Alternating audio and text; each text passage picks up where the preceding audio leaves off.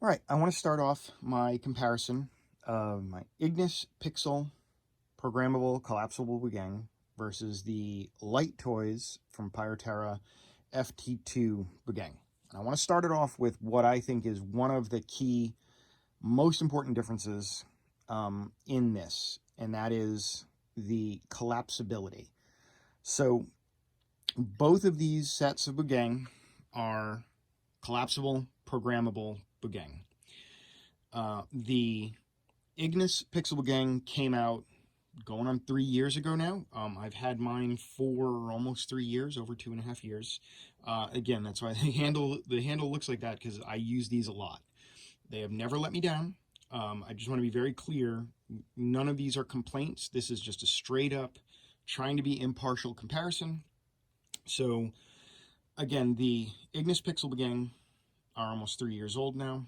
The Lighttoys FT2 just came out. I've had them for a week. And what I think is one of the most important differences is the collapsibility. Now, for Ignis Pixel, the collapsibility is 2 pins. I'll try to get it in there. This is your electronic connector, and you've got 2 holes in the, again, these are 3D printed, I believe. They're very durable. No complaints on the durability. And then you have, this is the blade side. As you can see, there are 2 very durable steel posts, and there are these very less than durable pins that controls, keeps all of your lights going. That's the electrical connection. And for breakdown, oops, sorry, both sides come apart. So this is your breakdown of your Ignis Pixel. Again, it's small. It'll fit in, you know, easily fit in a backpack or a small shoulder bag. Very, very nicely portable. No complaints there. But as I said, both of the blade sides have these very small little pins that need to be connected, and if those bend, I've been working with electronics a long time, if those bend, see, that's going in the wrong way. So it'll only go in, it'll only fit one way, but if you put it in the wrong way and jam it, you'll break the pins. So there, that's connected. It's fairly strong. I'm using some force to pull it apart. And these are just press fit. There is no mechanical locking connection, but I have never had a problem with them just falling apart during a spin. However, I have, and this one's a bit looser. Again, I've had these a long time. These are definitely a bit looser. I have never done contact or tip spins or anything like that with these, because if you're putting a lot of force out here on the tip, that's going to loosen up. So that is Ignis Pixel Buugeng breakdown. That's the collapsibility of Ignis Pixel.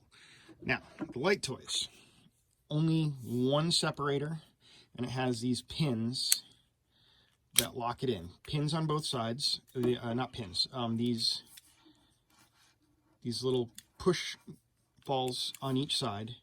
And you can see there's no pins, there's nothing to snap.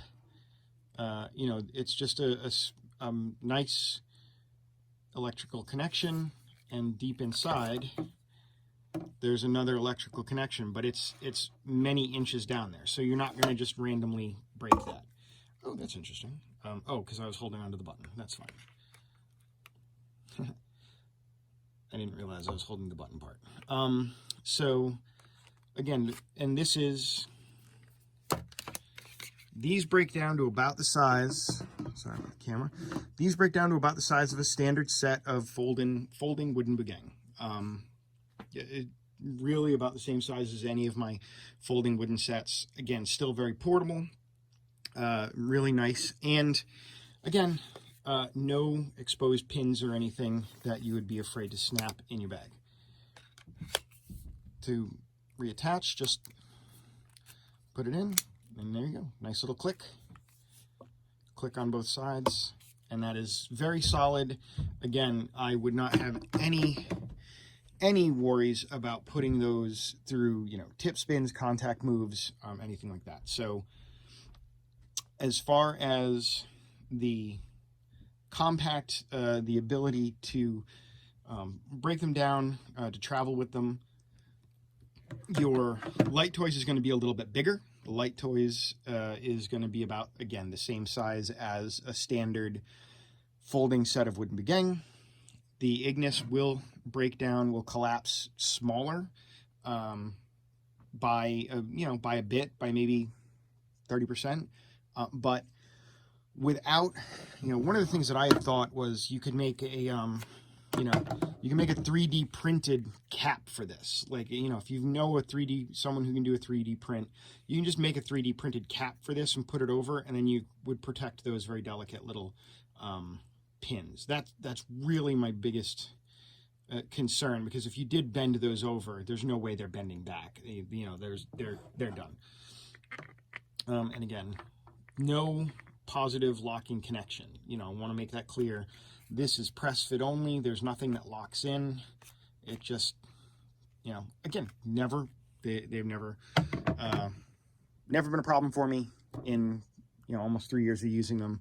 But I also limit what I do with them because I do realize it could cause a problem. So that's kind of part one, which is the collapsibility of each set. Okay, the next part for my comparison of Ignis Pixel Buugeng to Lighttoys FT2 is just general in the hand, you know, on the floor functionality.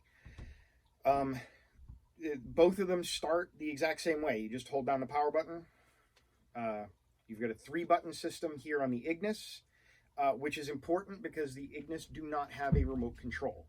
You can get an iPhone app, or I think an Android app, that can help you control it from a remote point of view, but there is no remote control that comes with it. So this is how you set all of your settings as you're using the Ignis Pixel. Again, you hold down the button and they start. The button controls, anyone who's used Ignis Pixel knows the button controls are all, hopefully you can see that. You select what pattern or what program you want. You hit the middle button and the program starts. So that is Ignis Pixel. For Pyroterra FT2, you also have a button on the Buugeng, one single button. It's all you've got is one single button that uses push lengths of multiple or various times. You turn that on. The color that the blade glows, I like this, will actually tell you kind of your battery power. Ignis does something similar, which just gives you a battery bar. So those are pretty much the same thing. You kind of know about how much battery you've got left.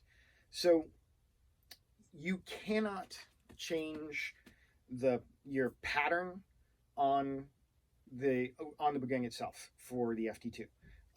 The only thing you can control in the FT2 is, if you momentarily press that, you'll get a bit of a glow here. You can select, I only have 2 programs. These are my 2 programs. It's program 1, program 2. You can set that program. You momentarily press the button until it kind of goes dim. And then the next time you press the button, the program starts. So that's the program starting. And then, you know, and again, you have to press the start button on the program on both Buugeng at the same time to start the program synchronized. That is an important difference. That's an important difference. But you can also, most of the control for this is going to be in the Lighttoys FT remote with a paired remote. That's how you can change all of your, didn't turn the remote on, did I? That's how you can change all of your patterns. You can change the colors on your patterns, which I love. You know, you find a good pattern, but you want it in a different color, you just hit the remote. Again, there's so many different patterns, so many different, you know, different things that it does. I love rainbow. So you can also start all of your programs from the remote, and once you start the program on the remote, the buttons on the remote basically don't work anymore until the program's done. So again, that's a big difference between the two, is you cannot control, you can only control the different patterns, etc., on the Pyroterra Buugeng with the remote. I cannot select what I'm doing just from the palm of my hand. I can either manually start whatever program, one of 4 programs I have set in, or I need the remote to change my patterns, my programs, etc. One of the other things that I like about the Ignis, something else that the Ignis does is, if I go back down, this is, okay, these are the programs. These are where my programs are stored for various performances and such. If I go down to these first 2, these are essentially demo modes. If I start one of these first 2, it will randomly play different patterns that I have stored in the Buugeng. So that I find, again, not great for performances, but when I'm just playing around, when it's, you know, flow jam, when I'm just showing friends, etc., it's great to just be able to have a way of just playing different patterns randomly for 5 seconds each, and you know, it's fun. There's 2 different demo modes, what I call demo modes on this, and that's, you know, again, though, you've got the 2 different demo modes, and then you've got your programs that you start from the Buugeng. So again, that's another difference between the 2. Ignis has a demo mode, and you can manually control what patterns you are showing, all from the remote, all from the handle, whereas changing the patterns on your FT2 requires you to have the remote. But the remote allows you to do way more. So that's kind of the big difference between the 2. I am, as you can see, there is a difference in, I guess, your brightness. You can probably see it from there. I'm going to do a video, you know, with a properly darkened and, you know, front lit room, and let you see what these look like in comparison. But, you know, obviously you have a much brighter and much sharper color palette with the FT2. Again, they have 160 pixels versus the 80 pixels on the Ignis. So